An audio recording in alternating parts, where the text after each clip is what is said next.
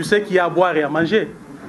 Et si ça vient de Julien Paluku, est-ce que ce n'est pas lui-même là, parce qu'il est le premier à être informé, qui soit derrière cette histoire? Parce qu'ils sont les premiers à raconter, il y a la guerre, il y a la guerre. Mais l'Est de notre pays actuellement est surmilitarisé. L'Est est surmilitarisé. Il y a les FRDC, il y a des zones opérationnelles là-bas. La MONUSCO a intensifié tout son effectif là-bas. Mais quand ils nous parlent d'une nouvelle rébellion, mais de qui ils veulent se moquer?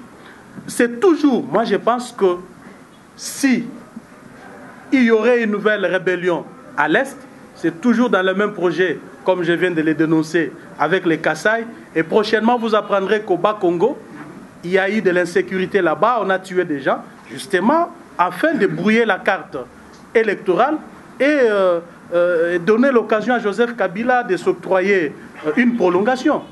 Qu'il cesse de nous raconter des âneries. Ça sont des âneries. Nous n'avons plus besoin de ça parce qu'à longueur de journée, ces régimes ne fait que narguer le peuple congolais, comment ils ont réussi à stabiliser le pays, ils ont amené la sécurité, mais d'où vient ça? Et surtout que les rébellions de l'Est là, nous pointons du doigt le même pouvoir ici, d'être derrière tout ce qui fait à l'Est de notre pays.